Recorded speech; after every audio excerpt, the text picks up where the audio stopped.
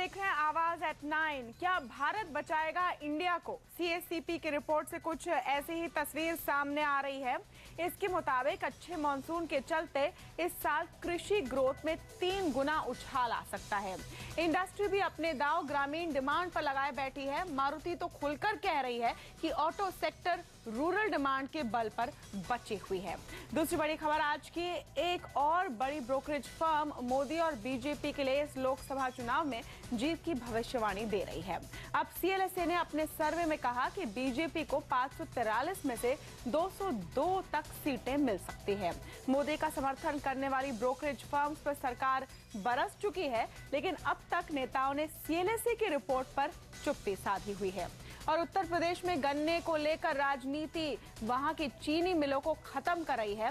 अब चीनी मिलों ने बंदी का नोटिस दे दिया है। कह रहे हैं कि सरकार के तय किए गए ऊंचे दाम पर वो गन्ना नहीं खरीदेंगे।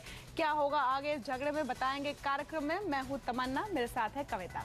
नमस्कार, आइए डालते हैं नजर कुछ और सुर्खियों पर। बाजार ने लगाई तेजी की हैट्रिक। उतार चढ़ाव भरे कारोबार के बाद मामूली बढ़त पर बंद निफ्टी 6200 के ऊपर। बैंक और रियल एस्टेट शेयरों ने संभाला। चुनावी माहौल में Bank of America Merrill Lynch ने दिया कमाई का नुस्खा। अभी खरीदे, वोटिंग के पहले बेचे, 15% का रिटर्न मिल सकता है। मुंबई में खुला आज देश का पहला भारतीय महिला बैंक। इस वित्त वर्ष में खुलेंगी 25 शाखाएं। महिलाएं ही देखेंगी पूरा कामकाज। 4G सर्विस के लिए रिलायंस जियो की तैयारी फुल स्पीड में। टेलीकॉम विभाग ने आवंटित किए 22 लाख नंबर। अप्रैल से सर्विस।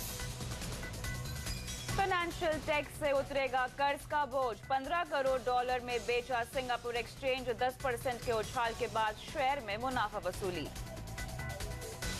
नई मुश्किल में फंसा सहारा ग्रुप। ईपीएफओ ने कर्मचारियों की पीएफ खातों की पूरी डिटेल मांगी। पीएफ की रकम के निवेश का भी देना होगा हिसाब।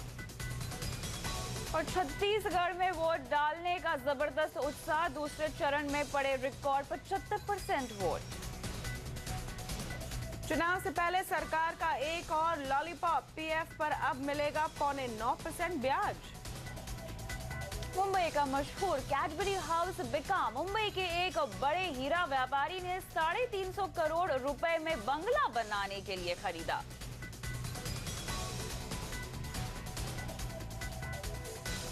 बुलेटिन की शुरुआत अच्छी खबर के साथ। महंगाई और मंदी से परेशान इकोनॉमी के लिए राहत की खबर आई है। बिल्कुल, एक अनुमान के मुताबिक बम्पर फसल के चलते इस साल कृषि ग्रोथ बढ़कर 3 गुना हो सकती है। अगर ऐसा होता है तो इसका फायदा इकोनॉमी के सभी सेक्टर्स को होगा। झमाझम मॉनसून के बाद खेतों में लहलहाती ये फसल इकोनॉमी के लिए संजीवनी का काम कर सकती है। जबरदस्त मॉनसून के बाद इस साल जोरदार फसल का अनुमान लगाया जा रहा है।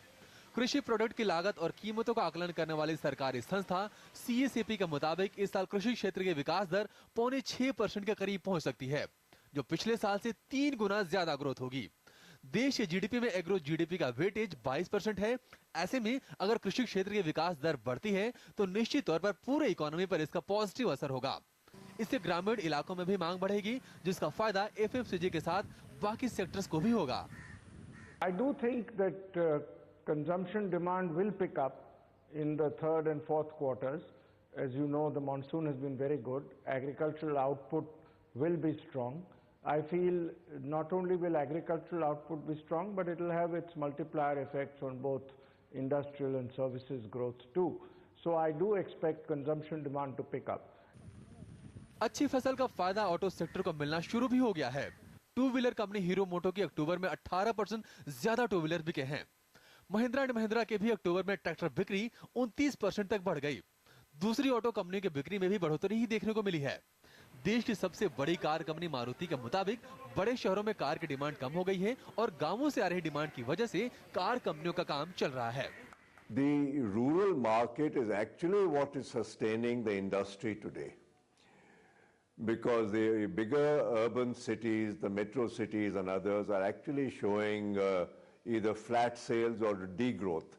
But the rural markets have consistently been growing at about 20% a year, and that growth continues. हालांकि सीएसीपी ने सरकार को चेताते हुए कहा है कि बम्पर फसल की तैयारी अगर पहले से नहीं की गई तो जोरदार ग्रोथ जो आने वाले दिनों में दिख रही है वो जल्द ही हवा हो जाएगी। विकास गर्ग, मुंबई।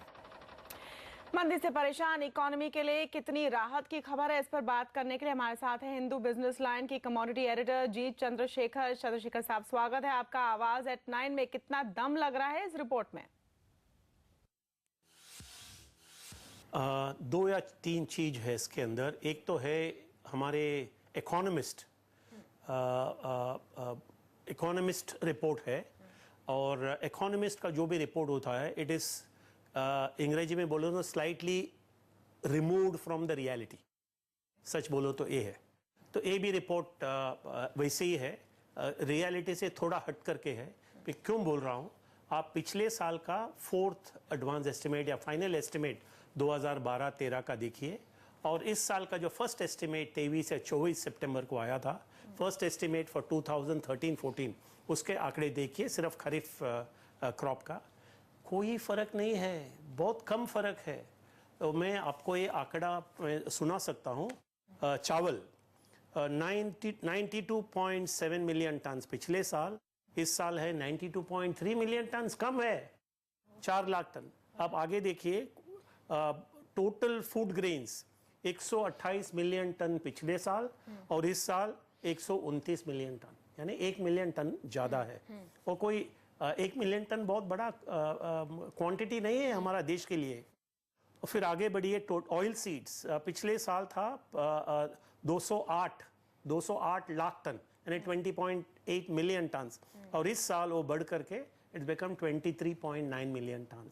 उसमें थोड़ा सा अच्छा एक प्रोडक्शन उत्पादन बढ़ गया है। मगर हमें ये भी देखना चाहिए कि अक्टूबर 1 तारीख से लेकर के 15-20 तारीख तक जो एक्सटेंडेड साउथ वेस्ट मानसून हमारा हुआ था, उसके वजह से काफ़ी नुकसान हुआ है। दलहन में हुआ है, तिलहन में हुआ है। मैं कई लोगों से बात किया हूँ, एडिबल ऑयल इंडस्ट्री में, सोयाबीन बेल्ट में, मध्य प्रदेश में, राजस्थान में, महाराष्ट्र का विदर्भ में। तो जो गवर्नमेंट के आंकड़े हैं, 165 लाख टन सोयाबीन का उत्पादन वो होगा ही नहीं।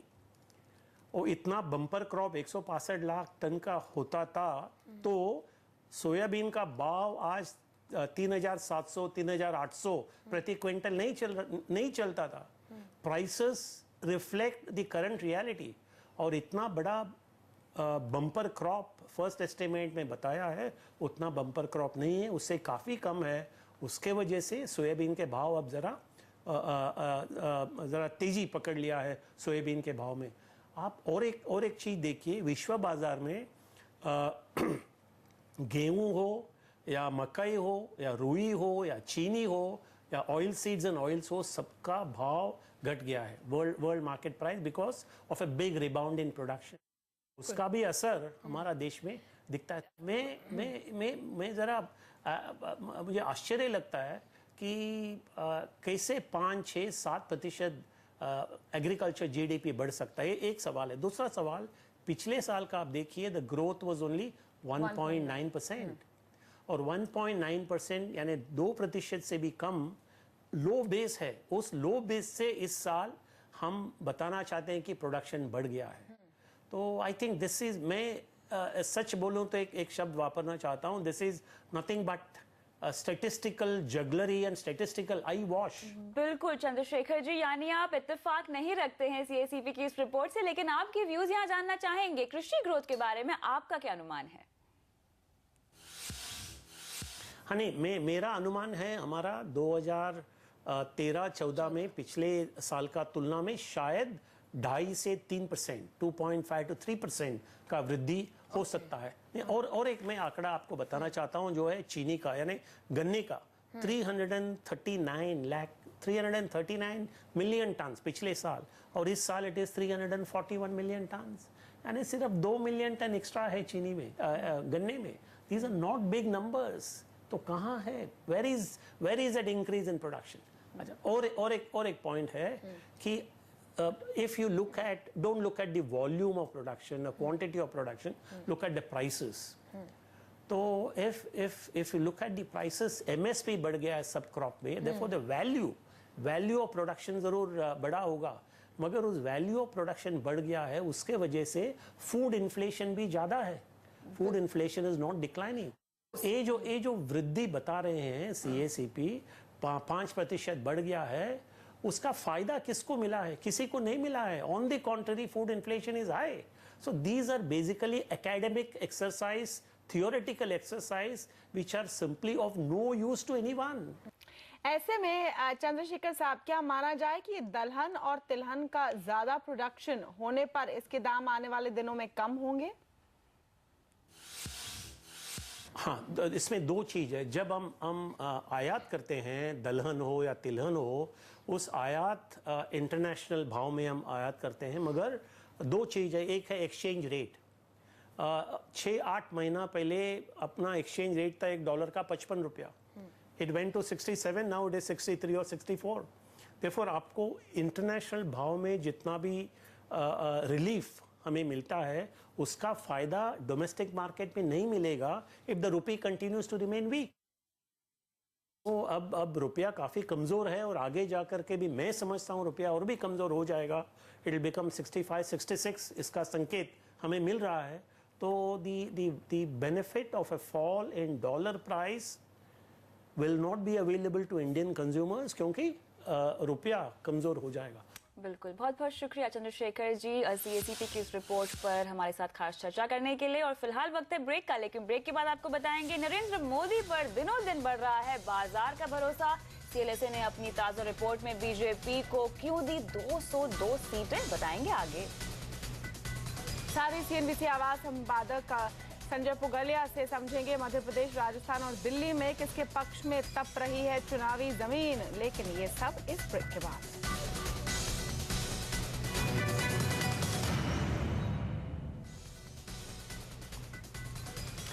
ओपिनियन पोल पर भले ही राजनीतिक दलों का भरोसा कम हो, लेकिन बाजार को लगता है कि बीजेपी अगले लोकसभा चुनाव में सरकार बनाने के ज्यादा करीब होगी। जानी मानी ब्रोकरेज कंपनी CLSA के क्रिस वुड के मुताबिक बाजार को लगता है कि नरेंद्र मोदी और उनकी पार्टी बीजेपी को पूरे देश में अच्छा समर्थन मिल रहा है और वो 543 में से 202 सीटें हासिल कर सकती है। इसी पर और जानकारी लेते हैं हमारे सहयोगी नीरज बाजपेयी से। नीरज, जानना चाहेंगे CLSA के क्रिस वुड आखिर कह क्या रहे हैं?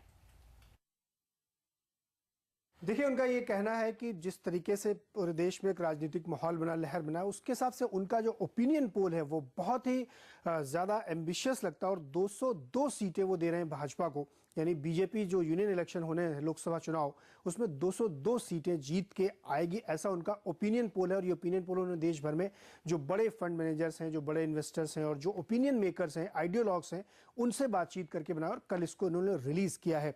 इससे पहले गोल्डमैन सैक्स भी कह चुका है कि मार्केट पूरी तरीके से चाहता है कि मोदी सामने आए, प्रधानमंत्री के तौर पे वो दिखे। इसी वजह से उनकी तीखी आलोचना भी सरकार और उनके मंत्रियों द्वारा की गई थी। इंटरेस्टिंग ये है CLSA के पोल में कि अगर आप देखें तो जो बहुत ही क्रिटिकल स्टेट हैं, यूपी अगर आप देखें, उत्तर प्रदेश, वहां पे 40 सीटें दी हैं, 80 टोटल सीटें वहां पे, उसमें से 40 वो मान के चल रहे हैं कि बीजेपी की तरफ आ सकती है, बीजेपी जीत सकती है। और इसी तरीके से जो पूरी नॉर्दर्न बेल्ट है, वो चाहे पंजाब हो, बिहार हो, या उसके बाद आप वेस्टर्न में आइए तो गुजरात, महाराष्ट्र, मध्य प्रदेश, सभी में जबरदस्त विक्ट्री वो बीजेपी की दिखा रहे हैं।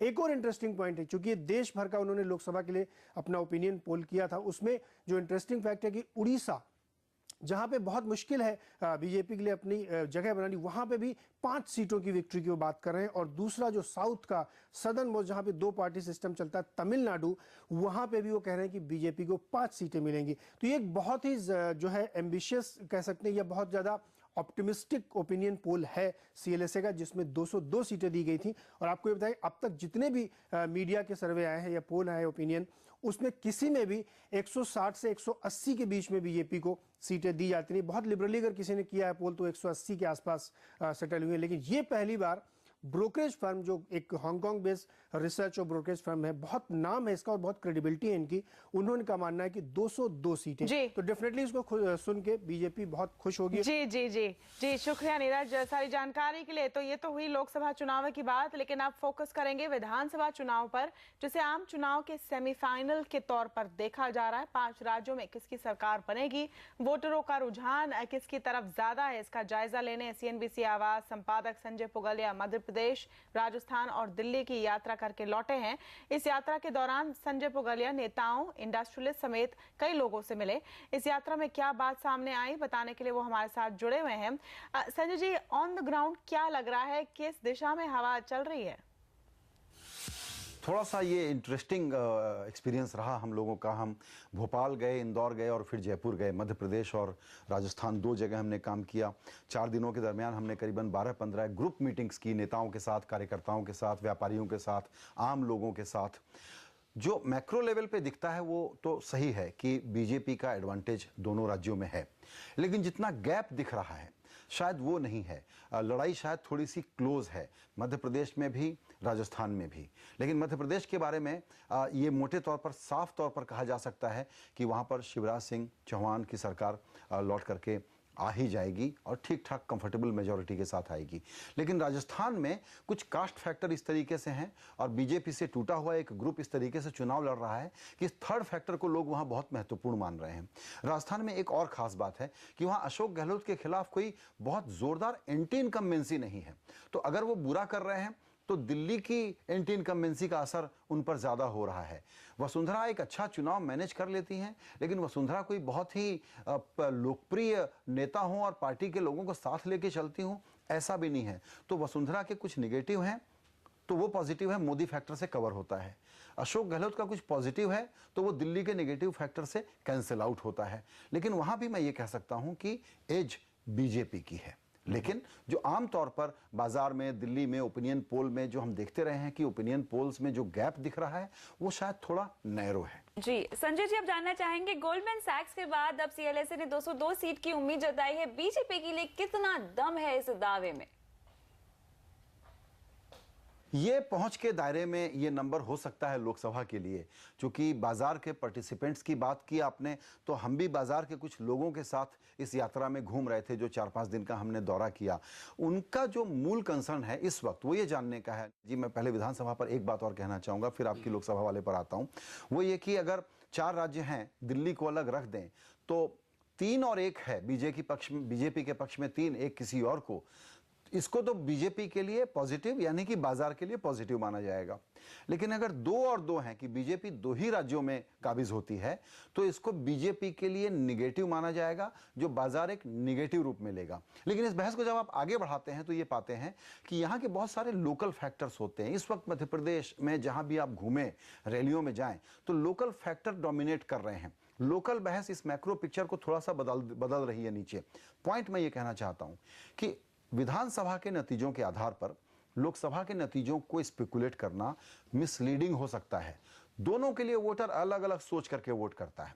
अब रही लोकसभा की बात, उसमें मेरा ये कहना है कि ये 200 का नंबर जो है ये विद इन रीच है बीजेपी के लिए। सीएलएसए के जो नंबर आए हैं मोटे तौर पर इसी नंबर पर कंसेंसस है सभी पार्टियों के बीच, ओपिनियन पोल्स के बीच। कोई 20 सीटें ज्यादा दे रहा है, 20 सीटें कम दे रहा है।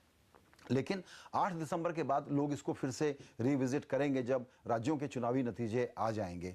और मुझे यही कहना है इसमें कि जहां तक नेशनल मूड का सवाल है वो तो एक तरफा ट्रैफिक है। वो एक तरफा ट्रैफिक बीजेपी के पक्ष में है और एक तरफा ट्रैफिक कांग्रेस के खिलाफ है। मैं ये कहता हूं कि कांग्रेस के खिलाफ जो एंटी इनकम्बेंसी है उसको ज्यादातर ओपिनियन पोल, ज्यादातर हमारे मार्केट पार्टिसिपेंट्स की रिपोर्ट्स करीब करीब ठीक कैप्चर कर रही है। जी शुक्रिया संजय जी सारी एनालिसिस के लिए। और छत्तीसगढ़ में वोट डालने का आज जबरदस्त उत्साह दिखा। दूसरे और अंतिम दौर की वोटिंग में रिकॉर्ड 75% लोग पोलिंग बूथ पर पहुंचे। आज 16 जिलों में 72 सीटों के लिए मतदान हुआ। छत्तीसगढ़ के पूर्व मुख्यमंत्री अजीत जोगी की पत्नी और बेटे की किस्मत आज वोटिंग मशीन में बंद हो गई। पिछले विधानसभा चुनाव में बीजेपी और कांग्रेस दोनों को 35-35 सीटें मिली थी। विधानसभा चुनाव में कोई जीते कोई हारे, लेकिन आपको हम किसी कीमत में नुकसान नहीं होने देंगे। Bank of America Merrill Lynch के ज्योतिवर्धन जयपुरिया के मुताबिक चुनावों से पहले भी बाजार में अच्छी कमाई हो सकती है। उनकी निवेशकों को सलाह है कि चुनाव के ठीक एक दिन पहले बेच दें। इस स्ट्रैटेजी से करीब 15 से 16% का रिटर्न मिलना तय है। यदि इलेक्शन देखे, लास्ट 6 इलेक्शन जो हुए थे उसमें 5 में प्री इलेक्शन रैली आया, तो मार्केट एंटिसिपेशन में ऊपर चला जाता है कि अच्छा गवर्नमेंट आएगा, उसके बाद में रिफॉर्म चालू हो जाएगा। तो एवरेज रिटर्न लास्ट 6 इलेक्शन में 15% है। इलेक्शन के पहले 6 महीना पहले आप यदि खरीदे और इलेक्शन के एक दिन पहले बेच दे, रिजल्ट आने के पहले आपको 15% रिटर्न एवरेज मिल सकता था। मार्केट का क्या है कि एक गवर्नमेंट आना चाहिए जो है ना रिफॉर्म कर सके। तो यदि लास्ट 7-8 अपने गवर्नमेंट देखे तो ऐसे कोई है ना मार्केट में ज़्यादा रिटर्न का फर्क नहीं है कोई भी गवर्नमेंट में। अपने पास कांग्रेस गवर्नमेंट रहा है, बीजेपी गवर्नमेंट रहा है, थर्ड फ्रंट गवर्नमेंट रहा है, और उनके पूरे टेन्योर में यदि देखे मार्केट रिटर्न्स कितना आया, कोई ज़्यादा फर्क है नहीं। यहाँ पर लेंगे एक ब्रेक, लेकिन आगे जो बाजार मोदी पर जोरदार बुलिश है उसमें आज कैसी ट्रेडिंग हुई जानेंगे आगे। और ब्रेक के बाद फोकस होगा उत्तर प्रदेश की चीनी मिलों पर, जिन्होंने अब चीनी बनाना बंद कर दिया है।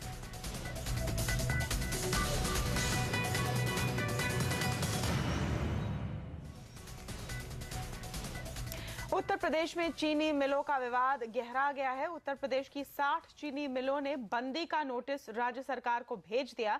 इस खबर पर ज्यादा जानकारी के लिए बात करते हैं हमारे संवाददाता अतुल मिश्रा के पास। अतुल, क्या कहा गया है नोटिस में और क्यों पैदा हुई है ये स्थिति? जी, कई बड़ी शुगर मिल्स जो हैं उन्होंने ये नोटिस दिया है, जिनमें अवध शुगर मिल्स, डीसीएम श्रीराम, उत्तम शुगर मिल, धामपुर शुगर मिल्स और बलरामपुर चीनी जैसी मिलें हैं। इन्होंने जो राज्य सरकार को अपना नोटिस भेजा उसमें साफ तौर पर कहा है कि अभी जो शुगर केन का जो वाइबल प्राइस है वो अभी पेंडिंग है, सरकार की तरफ से उस पर फैसला नहीं लिया गया है और इसलिए वो पेराई इस सत्र में नहीं शुरू कर रही हैं। साथ ही उन्होंने मांग की है कि रंगराजन पैनल के मुताबिक शुगर केन की प्राइस तय करे सरकार, और इन 2 वजहों के आधार पर उन्होंने इस सत्र में पेराई नहीं शुरू करने के लिए कहा है। लेकिन कुल मिलाकर जो है ये पूरा मामला जो है, अब एक तरह से सरकार जहां तक इसे राजनीतिक फायदे के तौर पर एक मौका मान रही है, वहीं पर शुगर मिल्स इसे अपने सर्वाइवल के लिए मान रही है, क्योंकि करीब 35 लाख गन्ना किसान हैं प्रदेश में और चुनाव एकदम सामने हैं। लिहाजा सरकार जो है गन्ने की कीमत बढ़ाना चाहती है। पिछले साल जो एडवाइज्ड प्राइस था राज्य सरकार का वो 280 रुपए पर क्विंटल था, लेकिन जो स्टेट एडवाइजरी कमेटी है उसकी जो रिकमेंडेशन है वो 305 रुपए प्रति क्विंटल के रेट पर है। और अभी फिलहाल इस रिकमेंडेशन को सरकार ने माना नहीं, लेकिन 25 नवंबर से पश्चिमी उत्तर प्रदेश की शुगर मिल्स को पेराई करने का निर्देश दिया था राज्य सरकार ने। लेकिन शुगर मिल्स का कहना है कि इस रेट पे कतई शुगर मिल्स नहीं चल सकती हैं। 2850 से 29 रुपए प्रति क्विंटल अभी तक चीनी का रेट है, और जबकि अगर 280 रुपए एमएसपी की बात करें तो करीब 3600 रुपए प्रति क्विंटल उनकी लागत आती है चीनी बनाने में, जो कि रिकॉर्ड लेवल पर ज्यादा है और इसमें चीनी मिलें सर्वाइव नहीं कर सकती। जी शुक्रिया अतुल। और इस मुद्दे पर बात करने के लिए हमारे साथ अब फोन लाइन पर है चीनी मिलों के संगठन इस्मा के डायरेक्टर जनरल अविनाश वर्मा। वर्मा साहब, स्वागत है आपका। जो ये फैसला लिया गया है बंदी का, ये देखते हुए कि अभी तक जो फाइनल दाम है वो तय नहीं हुए हैं, क्यों इस वक्त ये फैसला लिया गया है चीनी मिलों की तरफ से? क्या यूपी सरकार को एक तरह से आर्म ट्विस्ट करने की कोशिश की जा रही है? नहीं, ये जरूरी इसलिए हो गया था कि कुछ दिनों पहले सीएम ऑफिस से एक प्रेस नोट निकला और उसके बाद यूपी सरकार के जो कर्मचारी हैं उन्होंने भी नोटिस दिया है कि वेस्टर्न यूपी के चीनी मिलों को 20 तारीख ऑनवर्ड्स, 20 नवंबर ऑनवर्ड्स चलने का उन्होंने निर्देश दिया है। और उन्होंने ये भी कहा है कि आप अगर चीनी मिल नहीं चलाते हैं तो आपके खिलाफ स्ट्रिक्ट एक्शन लिया जाएगा, पीनल एक्शन लिया जाएगा। तो अब हमें तो अब गन्ने का दाम भी नहीं मालूम है और सडनली एक नोटिस दे दिया गया है कि आप नहीं चलाएंगे तो हम ये एक्शन ले लेंगे और वो एक्शन ले लेंगे। इसीलिए कोई भी और नतीजा, हमारे पास कोई सोल्यूशन नहीं था, इसीलिए हमने सरकार को बोला। लास्ट थर्सडे हम लोगों ने चिट्ठी दी कि साहब ऐसे नहीं करें, और अगर आप फोर्स करते हैं तो साहब हमको क्लोज करना पड़ेगा, बिकॉज ऐसे हम लोग नहीं चला पाएंगे चीनी मिल। जी, यहाँ पर क्या जब तक रिस्पांस नहीं मिलेगा तब तक आपकी ये बंदी जारी रहेगी? और ऐसे में चूंकि सप्लाई नहीं होगी, डिमांड की जरूरत होगी, तो चीनी के दाम बढ़ जाएंगे बाजार में? देखिए, पहला तो है ऑब्वियसली जब तक हमको एक वायबल शुगर केन प्राइस नहीं बताया जाएगा तो ये कोई बनता ही नहीं है कि अपना चीनी मिल हम चालू करें। बिकॉज अगर वायबल प्राइस न हो, अनवायबल प्राइस और हमें लॉस पे लॉस हर साल सहना पड़े, तब तो ये सेंस नहीं बनता है कि हम अपना चीनी मिल चालू करें। दूसरा, उत्तर प्रदेश इस साल अगर सब कुछ नॉर्मल रहता और नॉर्मल रहे तो हम करीब करीब एक्सपेक्ट कर रहे हैं कि 75 लाख टन चीनी उत्तर प्रदेश चीनी मिलों द्वारा बनाने वाले थे।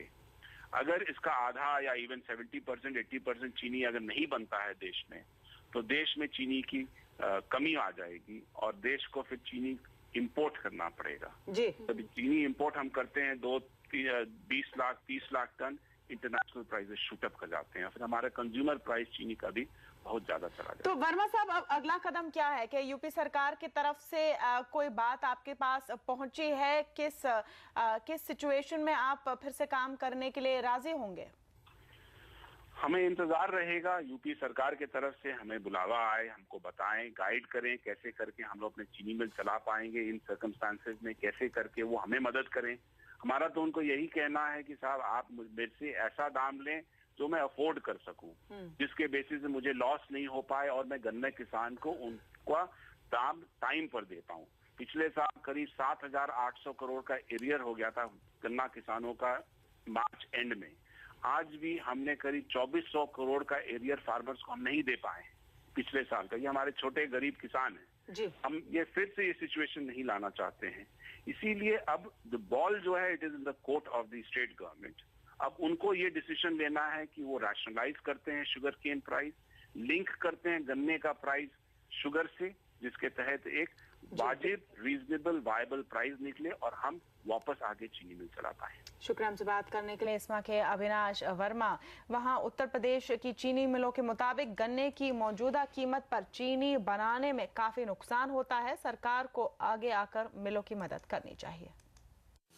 We cannot remain producing at a certain cost which is thrust upon them based on a cane price which is assumed by the UP government. Yeah. So right now that's 36. Maharashtra, Karnataka produce at 30. So, you know, the ability to now begin crushing is very difficult, not for it's not in our hands. Banks have said we will not renew limits. So where is the money? So until either of the two things which you said is if they want the farmer to get a price, which is 280, if that's 280, yeah, and the ability of the mill is to pay 230, 240 depending on Rangarajan, the difference has to be met by someone. And who's that? It's the government, because they're deciding their price. The entire industry is united on this. We've written to the government that it's impossible to start. Banks have written to us, whether State Bank, Punjab National Bank, Allahabad Bank, that until the Rangarajan committee is implemented in toto.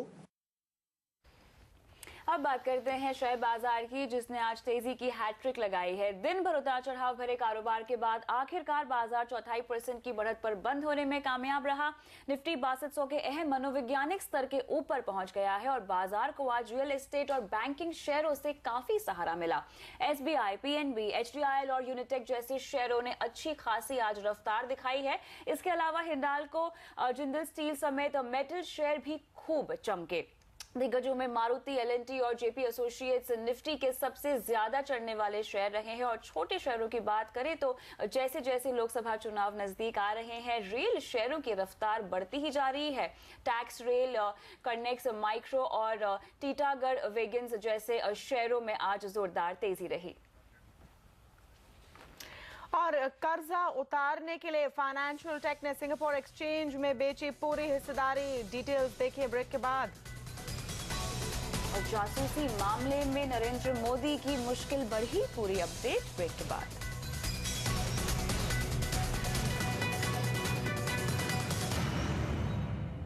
बाजार ने लगाई तेजी की hat trick. उतार चढ़ाव भरे कारोबार के बाद मामूली बढ़त पर बंद। निफ्टी 6200 के ऊपर, बैंक और रियल एस्टेट शेयरों ने संभाला।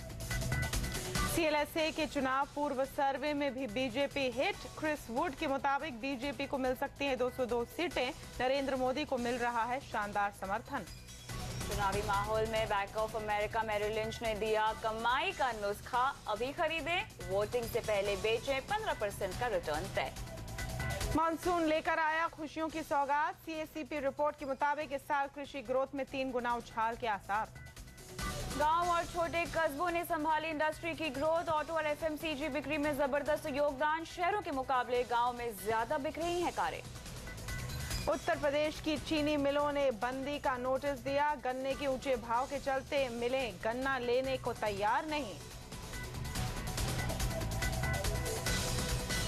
फाइनेंशियल टेक ने सिंगापुर एक्सचेंज में अपनी पूरी 100% हिस्सेदारी बेच दी है। ये हिस्सेदारी $15 करोड़ में आई सिंगापुर को बेची गई है। हिस्सा बेचने से जुटाई गई रकम का इस्तेमाल कर्ज चुकाने में होगा और इसके बाद फाइनेंशियल टेक पूरी तरह से कर्ज मुक्त हो जाएगी। हालांकि कंपनी ने यह भी साफ कर दिया है कि सिंगापुर मर्केंटाइल एक्सचेंज की हिस्सा बेचने से मिली रकम का इस्तेमाल NSCL निवेशकों के रीपेमेंट के लिए नहीं किया जाएगा। दूसरी तरफ इन्वेस्टर फोरम का कहना है कि वो इसके खिलाफ हाई कोर्ट और रिजर्व बैंक समेत एनफोर्समेंट डायरेक्टरेट और इकोनॉमिक ऑफेंस विंग के पास जाएंगे ताकि निवेशकों को उनका पैसा वापस मिल सके।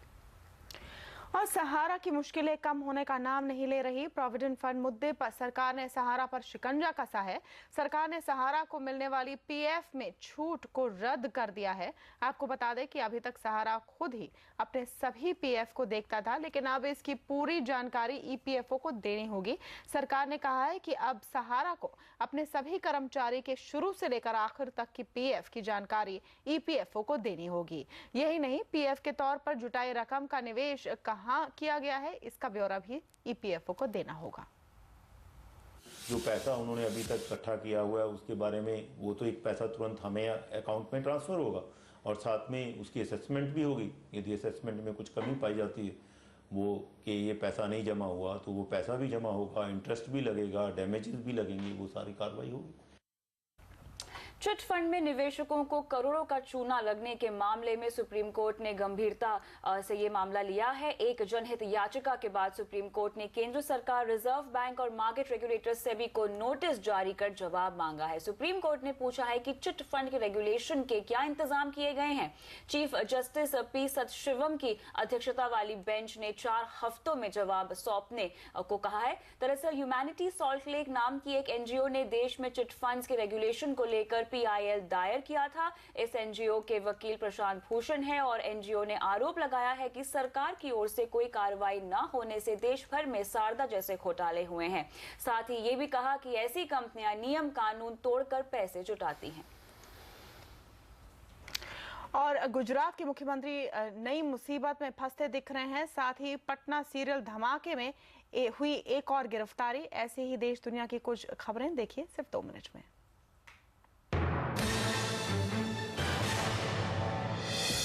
गुजरात के निलंबित IAS ऑफिसर प्रदीप शर्मा ने अमित शाह जासूसी कांड मामले की जांच CBI या किसी और एजेंसी से कराने की मांग की है।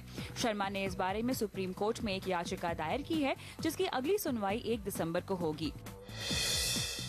गुजरात के मुख्यमंत्री नरेंद्र मोदी अब एक नई मुसीबत में फंस गए हैं। गुजरात के पूर्व DGP B श्री कुमार ने मोदी पर वाघेला का फोन टैप करवाने के आदेश का आरोप लगाया है। श्री कुमार के मुताबिक उनसे हरेन पंड्या का भी फोन टैप करने को कहा गया था, लेकिन बाद में 3 महीने की कॉल डिटेल्स निकालने के लिए कहा गया। सुप्रीम कोर्ट ने आधार कार्ड मुद्दे पर केंद्र सरकार, RBI और चुनाव आयोग को नोटिस जारी किया है। कोर्ट ने एक अर्जी की सुनवाई करते हुए कहा कि क्यों न सब्सिडी वाले गैस सिलेंडर के लिए आधार कार्ड की अनिवार्यता को खत्म कर दिया जाए। सचिन तेंदुलकर ने क्रिकेट के सभी फॉर्मेट से संन्यास लेने के बाद अपने नजदीकी लोगों के लिए भव्य पार्टी का आयोजन किया। इस पार्टी में खेल जगत के अलावा राजनीति और बॉलीवुड जगत के जाने माने लोग भी शामिल हुए। पार्टी में सुनील गावस्कर, रवि शास्त्री, शरद पवार, राज ठाकरे, आमिर खान, बच्चन फैमिली के अलावा कई जानी मानी हस्तियां शामिल हुई। पटना सीरियल धमाके मामले में NIA की टीम को एक और कामयाबी मिली है।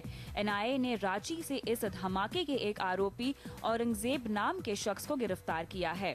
औरंगजेब बिहार के औरंगाबाद का रहने वाला है, जहां पुलिस की छापामारी जारी है। NIA पटना धमाके के मुख्य आरोपी तहसीन अख्तर के लिए लुकआउट नोटिस जारी किया गया है। पिछले महीने ही मोदी की रैली के दौरान पटना में सीरियल धमाके हुए थे। सर्च इंजन गूगल पर स्मार्टफोन के जरिए गैर कानूनी जासूसी के आरोप में करीब $2.25 करोड़ का जुर्माना लगाया गया है। गूगल पर अमेरिका के 17 राज्यों ने गैर कानूनी जासूसी का आरोप लगाया है। 2 साल की जांच के बाद गूगल पर जुर्माना लगाया गया है। एटीएम में पैसे निकालते वक्त एक महिला पर जानलेवा हमले का सनसनीखेज मामला सामने आया है। बंगलुरु में ज्योति उदय नाम की महिला पर एक हथियारबंद शख्स ने एटीएम के अंदर हमला किया। इस हादसे की सीसीटीवी तस्वीरें पुलिस को मिल गई हैं। फिलहाल महिला अस्पताल में है और उसकी हालत नाजुक बनी हुई है। 38 साल की ज्योति कॉर्पोरेशन बैंक की कर्मचारी है और वो आज सुबह LIC बिल्डिंग के एटीएम से पैसे निकालने गई थी। तभी पीछे से आए हमलावर ने एटीएम के अंदर जाकर शटर बंद कर दिया और पैसे छीनने की कोशिश की। पैसे नहीं देने पर उसने किसी धारदार हथियार से महिला पर हमला किया और पैसे लेकर भाग गया। इस हादसे का पता तब चला जब लोगों ने एटीएम से खून रिसते हुए देखा। पुलिस ने इस मामले की जांच शुरू कर दी है।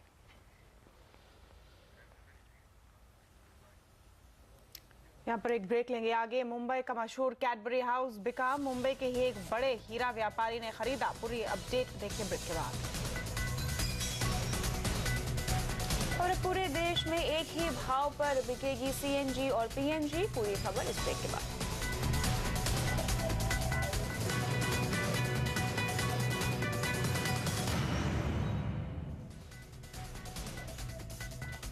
पूरे देश में अब CNG और PNG का एक ही भाव होगा। गुजरात हाईकोर्ट की फटकार के बाद केंद्र सरकार ने नेचुरल गैस को देश भर में एक भाव पर बेचने का निर्देश दिया है। अब तक दिल्ली और मुंबई को सस्ते भाव पर गैस दी जाती थी, जबकि दूसरे शहरों में इसके भाव ज्यादा थे। गुजरात हाईकोर्ट ने 25 जुलाई को अपने फैसले में अहमदाबाद के सिटी गैस डिस्ट्रीब्यूशन प्रोजेक्ट को भी दिल्ली मुंबई के दरों पर गैस देने का आदेश दिया था। सुप्रीम कोर्ट ने इस फैसले को सही ठहराया था, लेकिन इसके बाद भी सस्ती दर पर गैस नहीं दिया जा रहा था। महिलाओं द्वारा और सिर्फ महिलाओं के लिए। जी हाँ, ये बैंक बिल्कुल ऐसा ही है। देश के पहले भारतीय महिला बैंक का आज प्रधानमंत्री मनमोहन सिंह ने मुंबई में उद्घाटन किया। इस मौके पर यूपीए चेयरपर्सन सोनिया गांधी और वित्त मंत्री चिदम्बरम भी थे।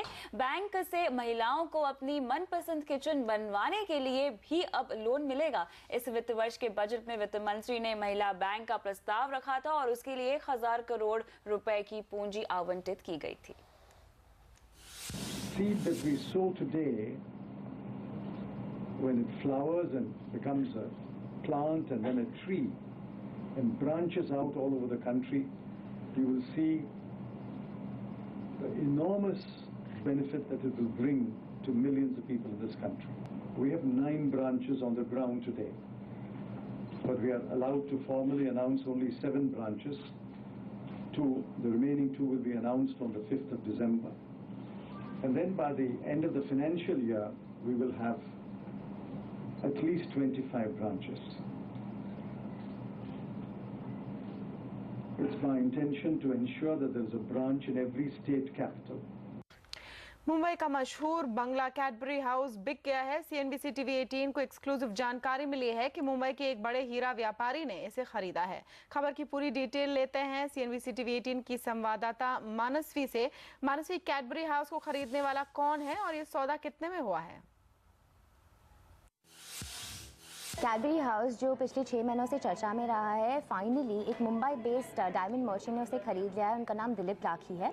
पता चल रहा है कि ये सबसे बड़ी डील है, बिकॉज इस पर्टिकुलर लैंड पार्सल के लिए वो 350 करोड़ दे रहे हैं। इस पूरे एरिया का स्क्वायर फीट होगा अराउंड 1.1 एकड़ और saleable area 62,000 square feet.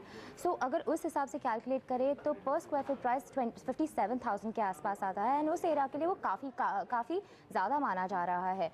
Also पता चल रहा है कि कैडबरी को उन्होंने 8 से 9 महीने की एक्सटेंडेड लीज दी गई है ताकि वो फाइनली वहाँ से मूव आउट कर सके और दिलीप लाखी अपने सेल्फ कंजम्पशन के लिए वहाँ घर बना सके। ऑफिशियल कमेंट्स के लिए कैडबरी ने कहा है कि वो फाइनली डील क्लोज करने के लिए फाइनल क्लोजर पर है, पर उससे ज़्यादा वो बता नहीं सकते। शुक्रिया तमाम डिटेल्स के लिए। भारतीय एयरटेल अपना अफ्रीका का टावर बिजनेस बेच सकती है। हमें खबर मिली है कि इस सौदे से भारतीय एयरटेल को करीब 1.8 अरब डॉलर मिलेंगे और अफ्रीका में भारतीय एयरटेल के 1500 टावर है। इन टावर्स को 4 कंपनियां खरीदना चाहती हैं। भारती पहले इन टावर को भारतीय इंफ्राटेल में ट्रांसफर करना चाहती थी, लेकिन इस योजना को अब टाल दिया गया है। इन टावर को बेचकर भारती अपने कर्ज की भरपाई कर लेगी और इस खबर पर भारती की ओर से कोई जवाब नहीं आया है। और प्रोविडेंट फंड पर कर्मचारियों को मिल सकता है 0.9% ब्याज। पूरी खबर इस ब्रेक के बाद।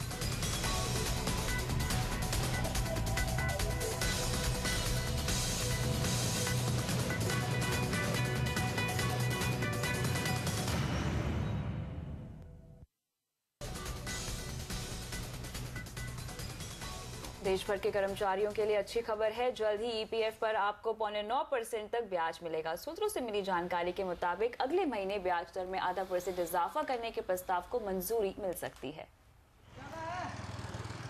सूत्रों के मुताबिक एम्प्लॉय प्रोविडेंट फंड ऑर्गेनाइजेशन ने इस साल पीएफ पर 0.9% ब्याज देने का प्रस्ताव तैयार कर लिया है। इस प्रस्ताव को दिसंबर में होने वाली सीबीटी की बैठक में पास कराया जाएगा। पिछले साल के लिए 8.5% और उससे पहले 2011-12 में 8.25% का ब्याज दिया गया था। हमें मिली जानकारी के मुताबिक ब्याज दरों पर कोई भी फैसला लेने से पहले सीबीटी यानी कि सेंट्रल बोर्ड ऑफ ट्रस्टीज की बैठक का 2 बार होना जरूरी है। पहली बैठक में ब्याज दरों पर एक कमेटी का गठन किया जाएगा, जबकि दूसरी बैठक में कमेटी की सिफारिशों के आधार पर ब्याज दरों का ऐलान किया जाएगा। हालांकि पहले ये आशंका जताई जा रही थी कि चालू घाटा कम करने के लिए सरकार पीएफ पर ब्याज दर घटा सकती है, लेकिन चुनावी माहौल में सरकार कोई रिस्क नहीं लेना चाहती है और इसका फायदा देश के 8 करोड़ कर्मचारियों को होगा। दीपाली नंदा, दिल्ली। मुंबई को मेगा सिटी बनाने में कई तरह की चुनौतियां हैं, लेकिन अगर मुंबई विश्व के दूसरों शहरों के अनुभव का इस्तेमाल करें तो वेस्ट मैनेजमेंट और ट्रैफिक की समस्या से निजात पाई जा सकती है। मुंबई फर्स्ट कॉन्फ्रेंस के दौरान विश्व के दूसरे शहरों से मुंबई के लिए कई तरह के सबक सामने आए। मुंबई को मेगा सिटी बनाने के लिए यूरोपियन यूनियन के देशों से क्या सबक लिए जाएं, इस पर राय देने के लिए बॉम्बे फर्स्ट ने दुनिया भर के एक्सपर्ट्स को मुंबई में इकट्ठा किया। मुंबई में ट्रांसपोर्ट मैनेजमेंट बड़ी समस्या है। इस समस्या से निपटने के लिए लंदन के अंडरग्राउंड रेल सिस्टम से सीख लेकर बड़ा रेल नेटवर्क खड़ा किया जा सकता है। मुंबई फर्स्ट कॉन्फ्रेंस के दौरान लंदन रेल के एमडी माइक ब्राउन ने कहा कि मुंबई में अंडरग्राउंड रेल की बहुत संभावनाएं हैं, जिसके लिए लंदन रेल मदद भी कर रहा है। Sometimes 2 or 3 times they cross onto the river. We're building a brand new railway right under the heart of London, a deep level tunnel for Crossrail, a new railway that's going through London. So you can do these things. Clearly you have to be mindful of both the construction challenges and also the challenges of old buildings, of heritage buildings. But I do think the engineering technology is there now, so everything is possible. न सिर्फ London बल्कि Mumbai Sweden से waste management कैसे किया जाए इसकी सीख भी ले सकता है। मुंबई से हर दिन 9,500 टन कचरा निकलता है। स्वीडन कचरे के जरिए न सिर्फ अपने घरों को गर्म रखने का सिस्टम चलाता है, बल्कि 2.5 लाख घरों में बिजली भी दे रहा है। मजेदार बात यह है कि स्वीडन यूरोप के देशों से 8 लाख टन कचरा इंपोर्ट करता है, जिसके लिए उसे इन देशों से पैसे भी मिलते हैं। I firmly believe that we should not be reinventing wheel. We should, in a globalized economy, we should look at the best practices that are available. Now, Europe has got the best practices in city development. After the war, and a lot of cities were damaged, so they rebuilt all the city. And the heritage preservation. We can draw a lot of the experience, the good practices they follow in planning. जानकारों के मुताबिक लोगों को सस्ते घर और पर्यावरण को बचाए रखते हुए विकास करने जैसी चुनौतियों को मुंबई ने पार पा लिया तो ये शहर विश्व के कई दूसरे शहरों के लिए रोल मॉडल बन जाएगा। वीरेंद्र व्यास, मुंबई। और आवाज एट 9 में इतना ही। हमें दीजिए इजाजत। नमस्कार।